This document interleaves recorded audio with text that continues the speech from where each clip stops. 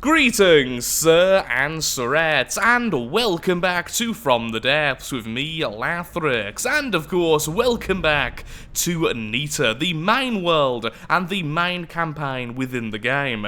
In today's episode, we are going to be starting a brand new campaign on Nita, something which I have tried to do many times in the past, but I've simply never fully completed, with updates coming out to the game, me completing it too slowly, me changing my mind about things. It hasn't always gone the right way, but this time I am determined to A, finish the campaign, and B, face off against opponents I'm not too sure about, opponents which we haven't really faced off in the past. These mostly being things like the Lightning Hoods, the Grey Talons, and the Steel Striders. We will be focusing on as many factions which we haven't fought as possible, although sadly we will of course have to start off with the Deep Water Guard. But before we do that, I do have a vehicle which I've already pre-built, which will be the first vehicle we make in the campaign, which I would like to very quickly show off before we go into the campaign proper. And here we are, a very cheap starter vehicle, which is only 1,300 volume, but honestly, one of my all-time favourite creations. Of course, after playing with the hauler in the previous campaign so much, I just had to build my own vehicle which used the rotor blades, because honestly, I absolutely adore them and I got a lot of respect for them. The way this differs heavily though from the hauler is that A, it uses the land AI rather than the aerial AI, and B, it has a massive emphasis on the PID systems and less so on the regular rotor blades. In fact, it may not look like it, but if both of these rotor blades are simply destroyed, this little center one is all it takes for this lovely craft to fly. Also, if it goes underneath 50 meters above the water, all of these thrusters at the bottom will kick in properly using a PID and control block system in order to turn it into a hovercraft, so it simply doesn't go straight into the water. Of course, this is far less engine efficient and slows down the whole craft. These lovely blades are very efficient, so as long as I'm this high up in the air and these are going, I'm very, very happy. Also, if one of these gets shot off, the craft can still fly, because again of the PID system, it simply counteracts all of the force lost. It has some very, very small explosive missiles, which are the secondary weapon, and then of course, we have a lovely advanced cannon shooting 120mm cannon shots, which are mostly armor penetration. We also have these lovely missiles here, which are far, far larger, and on the inside, we simply have a tiny little cabin. It's kinda cute and all that, so yeah, kind of got a fake door here though.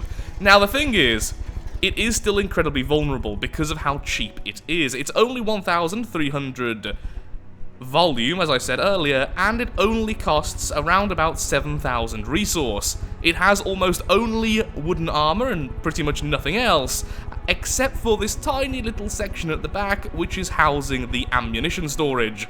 And that's about that. It's a fairly simple craft, it's fairly decent in terms of speed, and for its cost, it is actually very, very nasty. And of course we're facing the wrong way, so that's always good.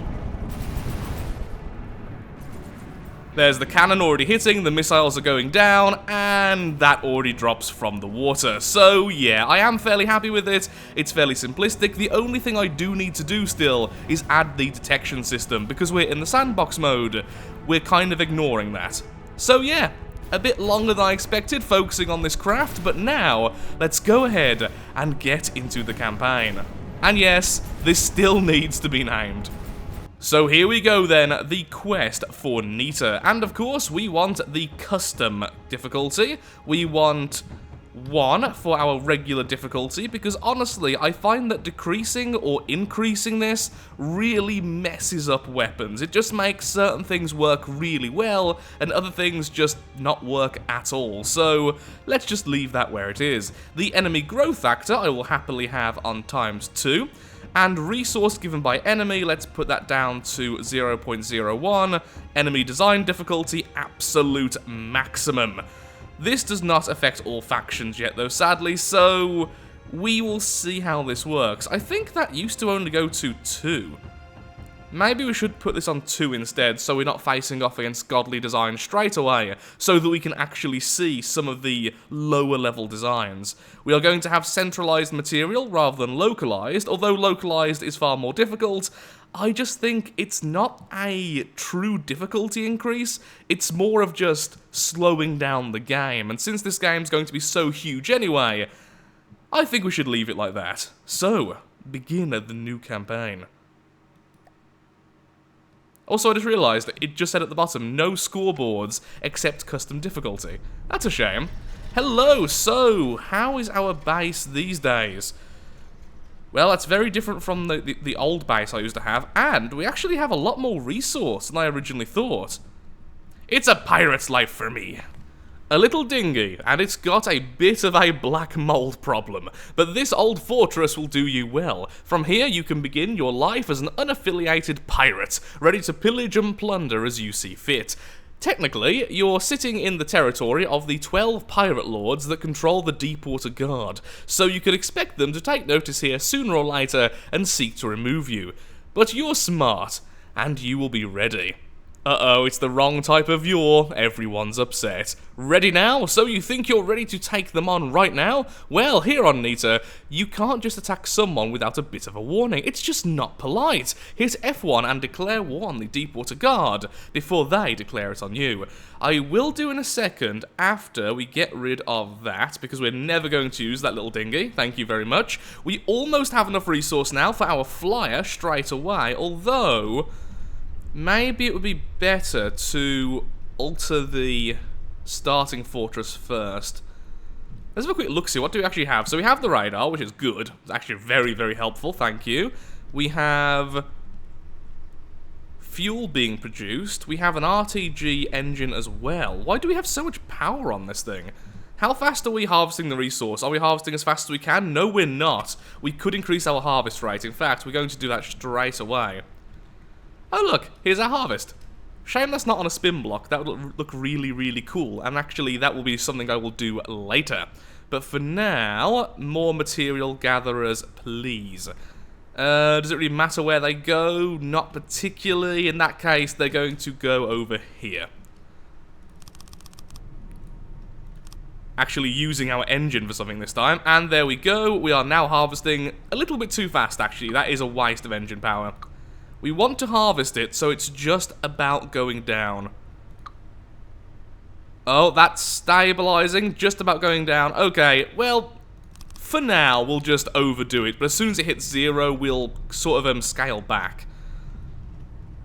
What am I going to do? Will I build my craft first, or shall we add weapons and such to this? So we have a nice little cram cannon here, incoming loud noise. Okay, we have an advanced cannon. We have... Seriously? The advanced cannon is sitting on top of all of the ammo? Look how many ammo makers we have as well. That's going to cost a fortune once things start firing, if they do become enabled after firing. No, the AI mainframe is next to the ammo storage. Oh, that is horrible. That is really bad. Any hit to this tower and we lose instantly. The AI would be dead, nothing will be firing, it just... no. Also, in this game mode, do we need the Heartstone? Let's find out. We are currently losing Heartstone power, but is it going to damage me? I'm actually surprised that the main quest line doesn't allow you to choose if you want the Heartstone on or off. That would be a good difficulty modifier, honestly. Modiplier. That's a word. Okay, I've decided we are going to build our craft first. So, let's just grab this so it doesn't keep on swaying around, because honestly that just looks really annoying. And whilst that's doing that, I'm going to continue my little tour. So we have the resource hold here, which of course is useless since we have centralized and not localized resources. Everything else is going just fine.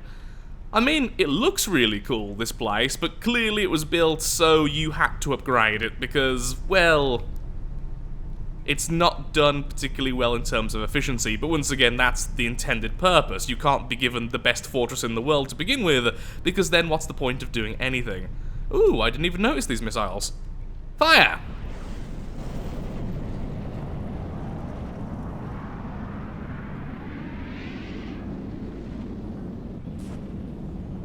Didn't expect the bounce, honestly. Ooh, I see a resource zone in the background. Hurrah for missile scouting. So that's where we're going to head. Okay, as soon as our vehicle is done, I'm actually going to declare war, because most likely the tiles around us will only have a force of 1, maybe 2 very small ships. And I'm fairly confident that this drone thing, which I've built, can kill some of these smaller craft against us.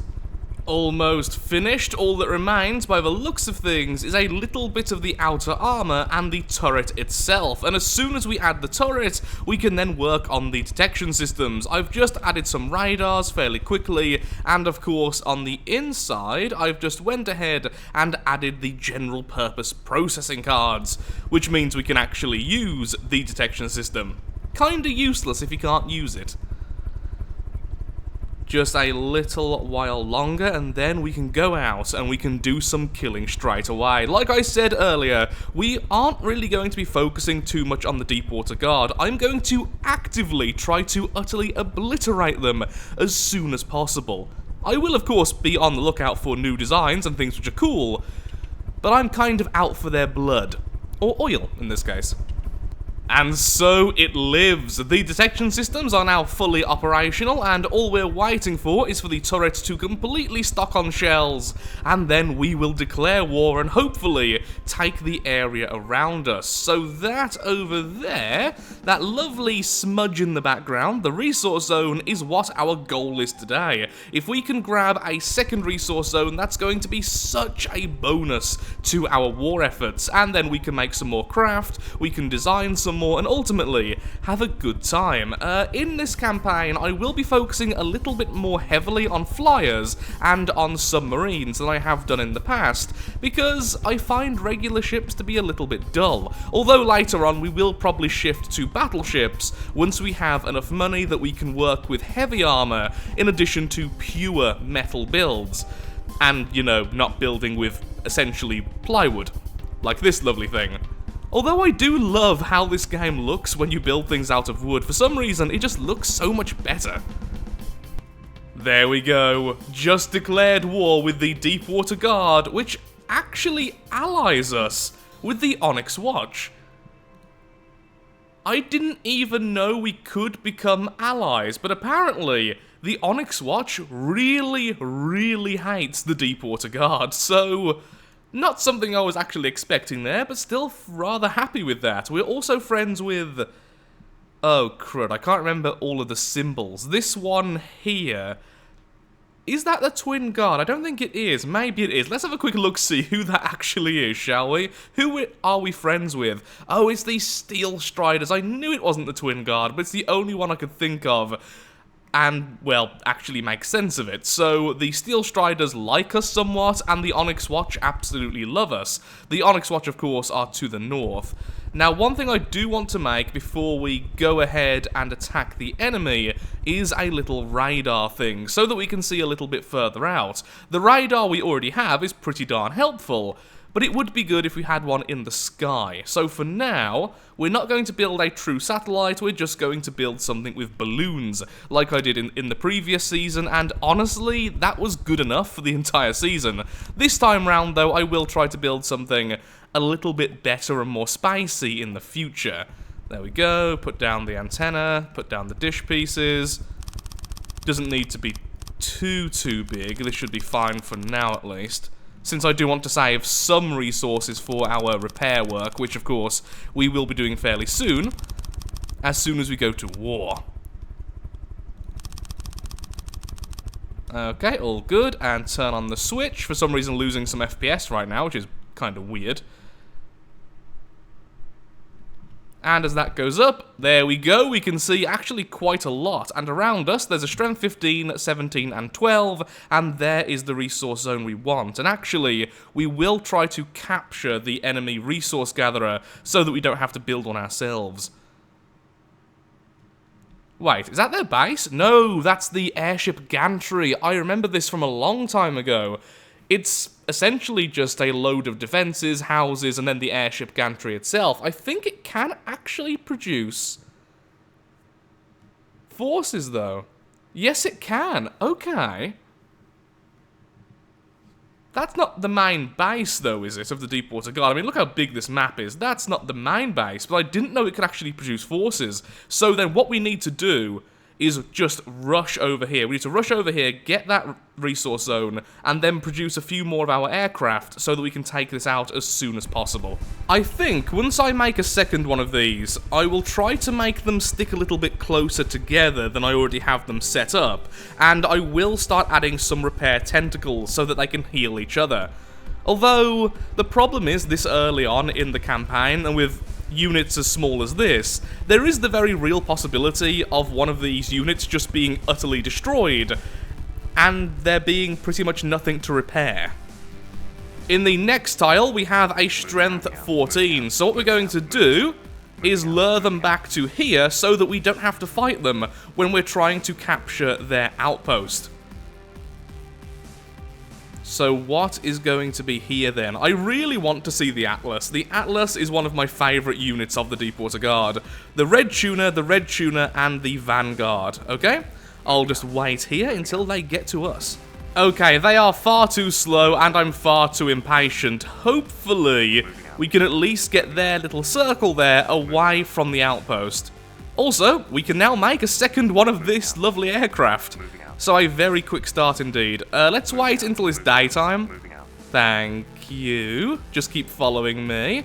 And then we can fight and actually see what's happening. Hello there, Deepwater Guard.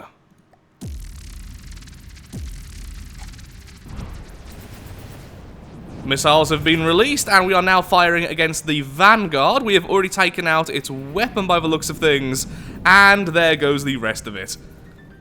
Note to self. Need to make it so the missiles fire a little bit further away. Sorry, don't fire that far away. I can do the words. Welp. Well done. Although we did take some damage ourselves, not quite sure what that was from. I'm hoping not friendly fire. I've also noticed that these two front missiles kind of come out in an arc, so I think I need to flip their gantries, because at the moment they're firing sort of upwards when we really want them to fire downwards instead. So let's just do that now before I forget.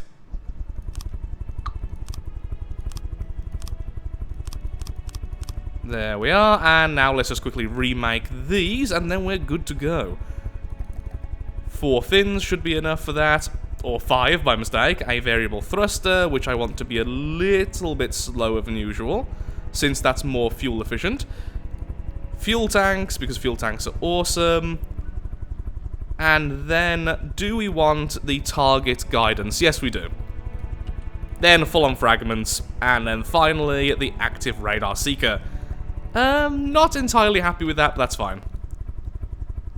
Particle count going lower. Well, the cone angle, I should say. You can tell I'm trying to be as fast as possible for this start of the campaign because I keep on slipping up on every single word. Okay, that seems completely reasonable to me. Hello there, you handsome robot chap. Okay, so a change of plan. After getting a little bit closer to the enemy resource zone, I'm just not happy with how close this is. I am of the firm belief that if we start a fight with this, we could easily accidentally get too close to this and then instantly spawn in everything and thus lose the resource zone vehicle and, of course, lose our main vehicle at the same time. So the change of plan is to go back on ourselves. We're going to go around like so. We're going to destroy this tile, and then, once we've done that, the next test fly should have been made, and so both of them can destroy the airship gantry. Once that's destroyed, we have all the time in the world to capture the Sinner's outpost. It just makes more sense and seems a lot safer. The second aircraft is now ready, and it's going towards our original aircraft, which means we can indeed go ahead and attack this tile together. They can be the very best of friends. Into the battle versus 3 red tuna, so something tells me this tile is going to be ours very, very soon. First enemy down, thanks to the cannons. Second enemy down, and well, at least they got a little bit of damage against one of our ships. Well, aircraft anyway. All of them are currently sitting there, AI dead, and the battle is over. And it killed off our little ornamental chain things on the side. That's just mean. Okay, here we go. Before they can send a force against us, let's destroy the airship gantry. Yes, please, and yes, please. So, what's going to happen is, I believe the airship gantry itself has some kind of defense, but then we also have things like the cannon fortress, the Atlas, and everything else. So there is a very real possibility we lose this fight, but this is a very, very expensive set of enemies, so it is sort of worth it. Even if we only destroy the gantry and not the Atlas itself, we've killed more materials than they have killed of ours if they kill both of ours afterwards. In fact, even just their cannon fortress almost costs the same as both of our test flies. We just want to make sure we've done some damage so they don't hurt us as quickly. And let's be silly and put it on maximum. Okay, I'm actually thinking of putting both of them over here instead. Like this. Okay, let's do it like that. And begin. Let's put them both into combat mode. Good, we haven't spawned in the enemy over there either, which is great. There's the Atlas in the middle. Thankfully, we are focusing on that a lot. Although the Atlas is apparently able to heal the fortress, which is really annoying. So please focus on the Atlas as much as you can. Oh, look at that! Both of the large missiles collided with the side of the Atlas, stripping this entire section away. In fact, I think what happened is it removed one of the rotor blades, so now it's completely imbalanced. The left side providing much more thrust than the right side, causing it to look more like this. Forgive me, but I did have to take a quick screenshot of that because it just looked so awesome. Please continue. Oh, straight away, an explosion afterwards. Oh, although it looks like some revenge has happened as one of our flyers has lost one of its rotors. Not quite sure what to, honestly. Incoming missiles from one of the defense buildings.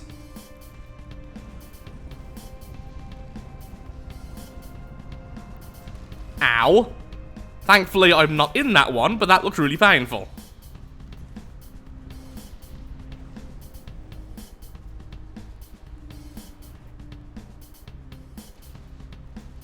Seems like... Oh, okay, maybe I was in that one. I was going to say, it seems like that one has actually lost its engine, and by the looks of things, yep, it definitely has. That has lost a lot of its engine power, perhaps all of it. Hello, I'm back.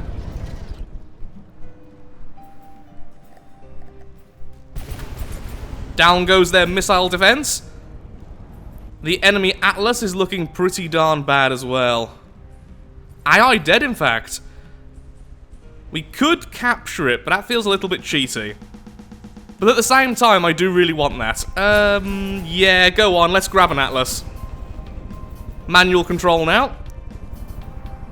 We do have to keep on firing, otherwise it may heal too much, and then may heal the AI back. Since we've already won, I do not count this as being cheaty or cheap in the slightest. We have 21 seconds, though, to get onto that Atlas and capture it before it starts to self-destruct. We may not be able to do it, but we will definitely be able to capture the tower, if nothing else. Come on, okay, jumping a little bit early, but that's fine. 5, 4, 3, yeah, it wouldn't have happened regardless. What a shame, we're not going to be able to quite grab the Atlas. Very close, though. But we are going to be able to grab all the houses, and we are going to be able to grab this lovely thing, although I do need to stop you from just going off into the wild. There we go. Okay, close enough. Thruster's now completely off. It is such a shame that we didn't quite get the Atlas, and that was very glitchy. Awesome. I'm so thankful that full damage isn't a thing in this game. So, where on earth is your AI? Is a very good question, I think. I think it's either going to be in the very center or at the very bottom, one of the two. Aha, okay, so I actually called that pretty well. It's in the very, very center. Turns out, the thing I thought was the AI was actually just a weapon controller. That down there is the AI. So, let's jump down. Here we are. Loud noises.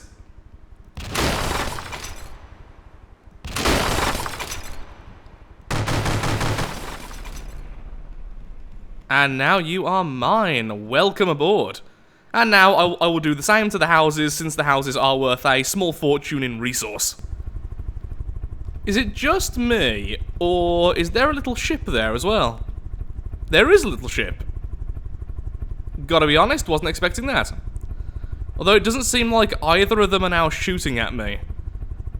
Also, you have engine exhaust pipes that do not point out of the vehicle. Cooling reduced. That, I believe, is from the thing over there, because I have no engines in this thing. At least, none which need cooling. It's all electric powered. And off we go. Once again, I don't feel too bad capturing this because they're not fighting back. If I turned on the AI right now, we would simply obliterate them. Could I have gone any deeper? Thank you. Hello, little ship. How are you? Oh! Hello, little ship's AI.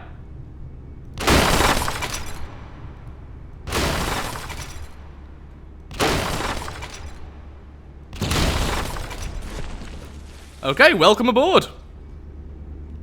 What's your name? You are the Sea Cobra. Hello, Sea Cobra. Now, where is the AI on this thing? Oh no, off, off, off. Do not fire, please. I'm guessing this huge building. Well, there's the engine, a seat, the controller. Oh, okay, so these are all connectors, but no mainframe. This little shack I'm on, perhaps? Nope, that's the actual harvester, which means... Last but not least, there is the AI. Okay, lovely.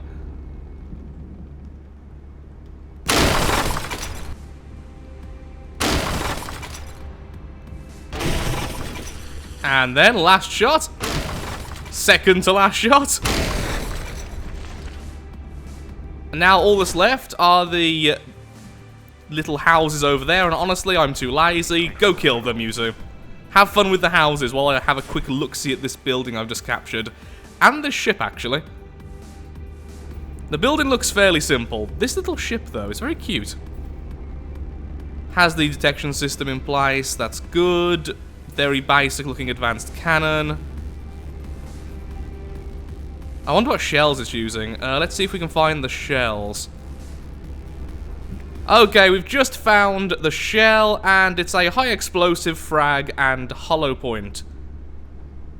Not a combination you really see that often, honestly. I'm sure that's perfectly effective, just not something I would particularly choose. Okay. Oh, hello. That is a tactical nuke. Activate if vehicle health is less than 0.8. So if it's less than 80%, it nukes itself. So basically, any damage to this would cause it to go into an explosion with a nuke. I'm going to remove this. I am going to remove this right now because I do not trust that. Okay, I don't know what to say there. I wonder how close I was to accidentally hitting that. So I jumped in. The AI is here. Oh my god, I was right next to it, look. The nuke was here. This was the AI. I could have so easily blew myself into the sky. Well, Sea Cobra, you're no longer going to nuke me at least. Let's back off a little bit, please. Thank you. Slowly, apparently. Yeah, am I ever going to use this thing? Probably not, honestly. But I may just keep it around. Either way, though, we are now harvesting. At least we should be harvesting from here. Yes, we are. And here as well. Yes, yes, we are. Which means we are doing very, very well indeed. Well, I'm afraid I am all out of time for today's episode, and as you could probably tell by that slip of the tongue just then, I am also a little bit tired. So I think I'm going to go and get some sleep, then in the morning edit this as soon as possible. Hopefully this video will be out on Saturday. Let's see if that actually came to pass. So thank you so much for watching. If you have enjoyed the video, then of course, likes, favourites, shares, comments, all that good stuff helps out me, helps out the channel, and most importantly, shows that From the Depths is a series you wish to see continued in the future. If you have any name suggestions for our lovely little drones here, then of course, leave them in the comments below. I really like them. They're so good against other small opponents, but are going to be utterly terrible against larger ones. So, we won't be using them for the entire campaign, but against the Deepwater Guard, they are going to be a nice little vehicle to use. Quick, cheap, and effective. Thank you, and goodbye.